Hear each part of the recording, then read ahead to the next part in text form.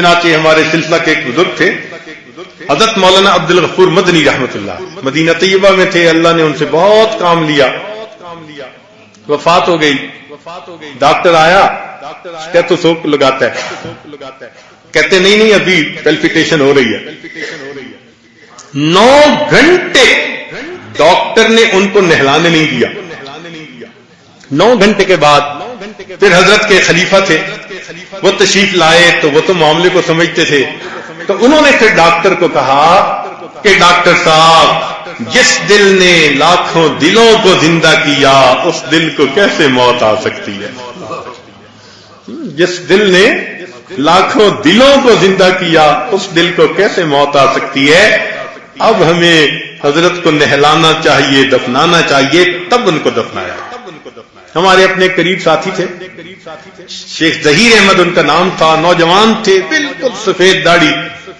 ہمارے ہاں معہد میں سب سے پہلے جو کام کرنے والے احباب تھے ان کی خدمت میں امیر وہی تھے، مگر اللہ نے ان کو بہت نیکی دی تھی۔ امیر گھرانے کے بچے تھے، ابتدائی ساری زندگی جاپان میں گزری۔ آپ سمجھ سکتے ہیں کہ جس کی ابتدائی جوانی جاپان میں گزری ہو وہ کیسی نعمت کا پلا ہوا ہوگا۔ اور ایسے امیر ماں باپ کا بیٹا تھا کہ جب واپس اپنے ملک آیا تو اس کے والد کا کام تھا کرنسی چینجنگ، جو بزنس ہوتا ہے، جو کرنسی چینجر کا کام کرتا ہو اس کا تو بینک اپنا ہوتا ہے، یوں سمجھ لے۔ اس باپ کا بیٹا تھا، کچھ عرصہ کام کیا، پھر اللہ رب العزت نے اس طرف متوجہ کیا، مجھے کہنے لگا جی کہ بس مجھے آپ اس دین کے کام میں اپنے ساتھ جوڑ لیں۔ میں نے کہا بھی اپنے والد صاحب سے اجازت لے کے آئیں۔ وہ گیا، والد صاحب سے بات کی، بھائیوں کو مطمئن کیا۔ اس کے بھائی نے کہا کہ ہم ایک پورے شہر میں جو کرنسی چینج کی دکان ہے وہ صرف تمہیں دے دیتے ہیں۔ اس نے کہا میں نے دنیا میں بہت دیکھ لیا، اب مجھے بس اس لائن میں تھوڑا آگے بڑھنے دو۔ خیر محنت کر کے آ گیا، پھر آ کے اس نے یہاں کام شروع کر دیا، اور یہاں چٹائی پہ سوتا تھا، تکیہ بھی نہیں ہوتا تھا۔ ہمیں تو یہ بعد میں پتا چلا نا، ہم سمجھتے تھے سب سو گئے تو جو سلانے والا ہے وہ بھی سو گیا ہوگا۔ وہ پتا چلتا تھا کہ سلانے والا سب کو سلا کے الگ جا کے تہجد کی نیت مان لیتا تھا اور مراقبے کی نیت سے بیٹھ کے بیٹھے بیٹھے نیند پوری کر لیتا تھا، لیٹ کے سوتا ہی نہیں۔ مہینوں اس طرح گزرتے تھے اس اللہ کے بندے۔ بعد میں مجھے پتا چلا کہ اس نے کہا ہوا تھا وہ جو روٹی بنانے والا ہے کہ بھائی سب مہمانوں کی روٹی بنانا، میری روٹی بنانے کی ضرورت نہیں، میں کھا لیا کروں گا۔ تو میں نے بعد میں پوچھا بھائی کہاں سے کھاتا تھا؟ بس حضرت آپ کی جو روٹی بچ جاتی تھی، کبھی آدھی کبھی چوتھا حصہ، بس وہی کھا کے گزارا کر لیتا۔ روٹی نہیں پکتی تھی اس کی، یہ بعد میں پتہ چلا، اور ایسا کام کہ چھپا کے کرتا تھا، پتہ نہیں چلنے دیا۔ اللہ نے اتنا متبع سنت بنایا تھا۔ سفر میں گئے اور گاڑی میں ہیں، بیٹھنا چاہتے ہیں، پیٹرول ڈلوایا تو کسی نے پانی کا گلاس لا کے دیا تو وہ وہیں بیٹھ گیا، اس نے پانی پیا، سنت کے مطابق دے دیا۔ اس نے کہا کھڑے کھڑے پی لیتے۔ کہنے لگا کہ میں تو نبی علیہ الصلوۃ والسلام کی سنت کی مخالفت ایک سانس کی دیر بھی نہیں کر سکتا، پانی پینے میں تو کئی سانس لینے پڑ جاتے، میں اتنی دیر بھی مخالفت نہیں کر سکتا، پانی پینے میں تو کئی سانس لینے پڑتے۔ ایسی اللہ نے ان کو دل کی حضوری عطا کی تھی۔ اللہ کی شان کہ ایک دن ایسا آیا کہ گاڑی میں جا رہے تھے اور ایکسیڈنٹ ہو گیا، اور ایکسیڈنٹ ایسا ہوا کہ ان کا سر جو تھا نا وہ سیدھا ڈیش بورڈ کے اوپر، اور وہ جو کھلتا ہے کچھ بیلون وہ کھلا نہیں، اللہ کو منظور ایسے تھا۔ چنانچہ قریبی ہاسپٹل میں لے گئے، انہوں نے کہا جی کہ یہ ذرا مسئلہ ہے، اس کو بڑے ہاسپٹل میں لے جائیں۔ بڑے ہاسپٹل میں لے گئے، ہمیں اطلاع ملی، ہم بھی پہنچ گئے، ان کو مشین کے اوپر لٹا دیا، سپورٹ جو لائف سپورٹ ہوتی ہے، اور چالو کر دیا۔ اب جب ڈاکٹر چیک کرتے ہیں تو ہر چیز نارمل ہے، تو ڈاکٹروں نے کہا جی کہ یہ کوما میں ہیں، یہ ٹھیک ہو جائیں گے کل تک. ہم نے بلایا ایک نیورو سرجن کو، ذرا آپ چیک کریں.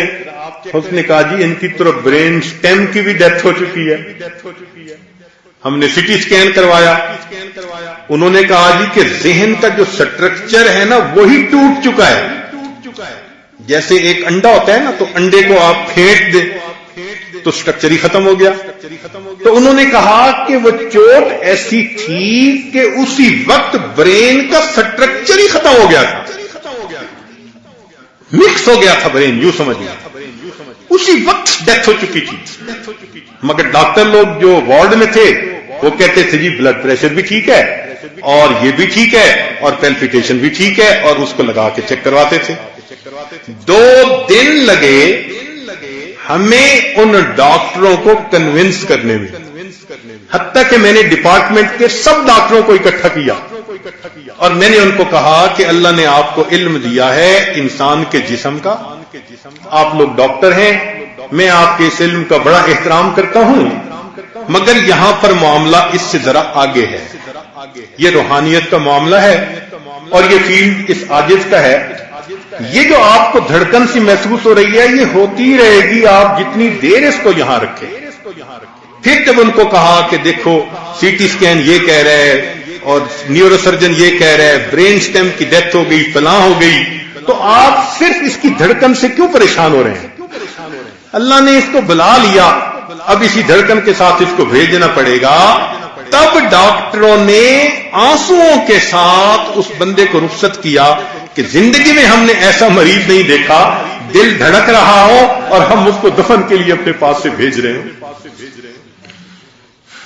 دل جب زندہ ہوتا ہے پھر دل پہ موت نہیں آیا کرتی. اسی زندہ دل کے ساتھ انسان قبر میں جاتا ہے. قیامت کے دن زندہ دل کے ساتھ اللہ رب العزت سے ملے گا. اللہ رب العزت ہمیں اپنے مردہ دل کو زندہ بنانے کی توفیق عطا فرمائے. یاد میں تیری سب کو بھلا دوں، کوئی نہ مجھ کو یاد رہے، تجھ پر سب گھر بار لٹا دوں، خانہ دل آباد رہے.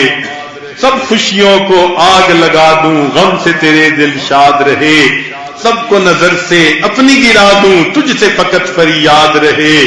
اب تو رہے بس تادم آخر، ورد زباں اے میرے الہ، لا الہ الا اللہ، لا الہ الا اللہ. مجھ کو سراپا ذکر بنا دے، ذکر تیرا اے میرے خدا. نکلے میرے ہر بنے منہ سے، ذکر تیرا اے میرے خدا. اب تو کبھی چھوڑے نہ چھوٹے، ذکر تیرا اے میرے خدا. حلق سے نکلے سانس کے بدلے، ذکر تیرا اے میرے خدا. اب تو رہے بس تادم آخر، ورد زباں اے میرے الہ، لا الہ الا اللہ، لا الہ الا اللہ. پہلو میں جب تک قلب رہے اور تن میں جب تک جان رہے، لب پہ تیرا ہی نام رہے، دل میں تیرا ہی دھیان رہے. جذب میں پرا ہوش رہے، عقل میری حیران رہے. لیکن تجھ سے غافل ہرگز دل نہ میرا ایک آن رہے. اب تو رہے بس تادم آخر، ورد زباں اے میرے الہ، لا الہ الا اللہ، لا الہ الا اللہ، محمد الرسول اللہ.